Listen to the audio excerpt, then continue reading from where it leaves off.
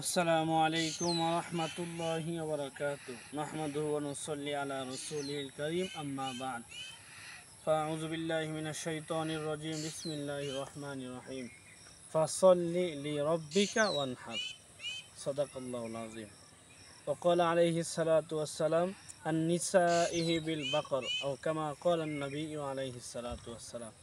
সম্মানিত উপস্থিত, সম্মানিত বন্ধুগণ, যে যেখান থেকে আমার ভিডিও দেখতেছেন সবাইকে অগ্রিম মোবারকবাদ জানাচ্ছি। তো নিশ্চয়ই আপনারা অবগত আছেন, আজকে জিলহজ মাসের 8 তারিখ চলতেছে, 9 তারিখ পরে যাবে মাগরিবের পর। তো 10 তারিখ আমাদের এখানে ঈদ হয়, আলহামদুলিল্লাহ ঈদ হচ্ছে বাংলাদেশের মধ্যে, ঈদ হচ্ছে শনিবার পরে। যারা বিভিন্ন আরব কান্ট্রির মধ্যে থাকেন আগামীকাল তাদের জন্য ঈদ। তো সম্মানিত উপস্থিত, সম্মানিত বন্ধুগণ, আমি কয়েকটা পয়েন্ট আপনাদের সম্মুখে তুলে ধরছি। 1 নম্বর পয়েন্ট হচ্ছে, যেহেতু কুরবানি হযরত আদম আলাইহিস সালাতু ওয়াস সালাম থেকে আসছে, হযরত ইব্রাহিম খলিলুল্লাহ ওনার থেকে যেহেতু আসছে, সুতরাং আমাদের সবাই কুরবানি করতে হবে। অর্থাৎ কুরবানি কারা করবে?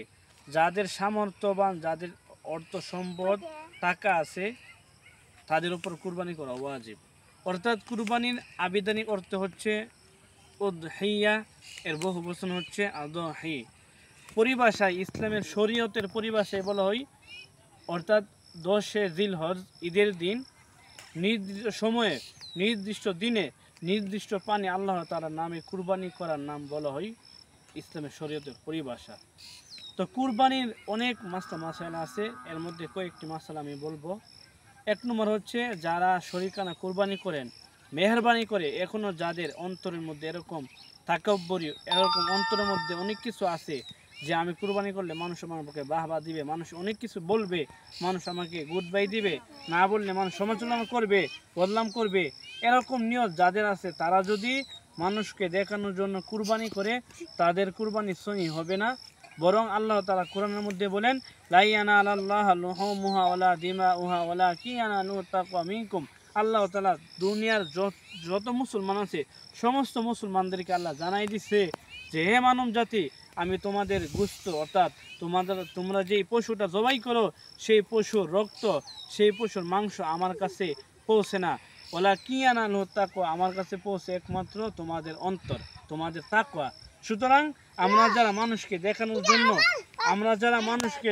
জন্য কুরবানি করতেছি, সুতরাং যারা মানুষকে দেখানোর জন্য কুরবানি করতেছেন, আপনাদের কুরবানি নিশ্চিত কবুল হবে না, কারণ এটা কোরআন দ্বারা প্রমাণ। এবং যারা বর্তমান সমাজের মধ্যে বুদ্ধিজীবী আছে, যারা বলে যে কুরবানি করা ঠিক না, না জায়েজ, আমি তাদের দাঁত ভাঙার জবাব দেওয়ার জন্য আমি একটা হাদিস পড়ছি, আন-নিসাইহি বিল বাকর।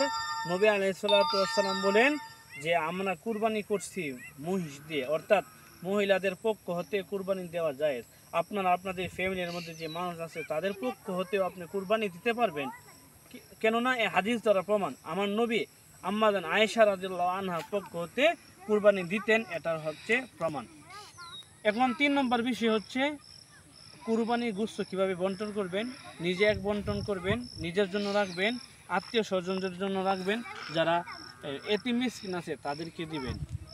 আর আরেকটি মাসালা হচ্ছে, যারা কুরবানি অথবা যারা কসাই, তাদেরকে পারিশ্রমিক হিসেবে গোশত দিবেন না, টাকা দিবেন। অর্থাৎ তারা যখন আপনার গরুটা তৈরি করে দিবে এবং আপনার গরুটা সব কিছু কাজটা শেষ করে দিবে, তাদের সাথে ঈদের আগের দিন, অর্থাৎ গরু জবের আগের দিন আপনারা এরকম মিটমাট করে নেবেন যে, আমি তোমাকে এত টাকা দিব, 2000, যত টাকা পারেন এরকম পারিশ্রমিক হিসেবে দিবেন, এটা কনফার্ম করে নেবেন। কিন্তু মাংস দিবেন না, গোশত দেবেন না। তার বিনিময়ে যদি গোশত দেন তাহলে আপনার জায়েজ হবে না, গুনাহগার হবে। আরেকটি মাসালা হচ্ছে, যারা গোশত কুটে দেয়, তাদেরকেও আপনি গোশত কুটে দেওয়ার বিনিময়ে টাকা দিবেন, গোশত দিতে পারবেন না। কিন্তু আপনি যদি গোশত হাদিয়া স্বরূপ দেন, আগে তো ফুরাইছেন না, বা তাদেরও নিয়ত নাই, বা আপনাদেরও নিয়ত নাই, আল্লাহর জন্য, সব কিছু আল্লাহর জন্য, তারা যখন চলে যাইতেছে হাদিয়া স্বরূপ যদি দেন, এটা জায়েজ আছে। কিন্তু যদি মুখ্য উদ্দেশ্য থাকে যে কিছু গোশত আমরা কুটে দিলে আমাদেরকে দিব, বা অথবা মালিকের এরকম নির্দিষ্ট এরকম ব্যাখ্যা থাকে, অথবা মনের ভিতরে এরকম নিয়ত থাকে যে আমরা আমাদের যে শুভাকাঙ্ক্ষীরা যারা আছে তাদেরকে আমরা কিছু গোশত দেব, তাহলে কিন্তু জায়েজ হবে না। সেজন্য আমি আরেকটি মাসালা বলে শেষ করে দিব। ঈদের নামাজ হচ্ছে, আমি বলতেছিলাম আমরা ঈদের নামাজ কিভাবে পড়ব। যারা দেখা গেছে কি বাৎসরিক দুইটা নামাজ, ঈদুল আজহা, ঈদুল ফিতর, তো ঈদুল আজহার নামাজ যেভাবে ঈদুল ফিতরের নামাজ সেভাবে, কিন্তু দেখা গেছে কি আমরা নিয়তটা সহিভাবে জানি না, বা অনেকে নিয়ত যারা আরবিতে পারেন আপনারা মেহরবানি করে আরবিতে বলবেন, আর যারা আরবিতে না পারেন বাংলাতে এভাবে বলবেন, আমি কেবলামুখী হয়ে ঈদুল আজহার সহি তকবীর সহিত ওয়াজিব নামাজের নিয়ত করছি, অথবা আমি অতিরিক্ত সহি তাকবীরের সহিত ওয়াজিব নামাজ ঈদুল আজহারের নামাজ পড়ার জন্য কেবলামুখী হয়ে নিয়ত করলাম।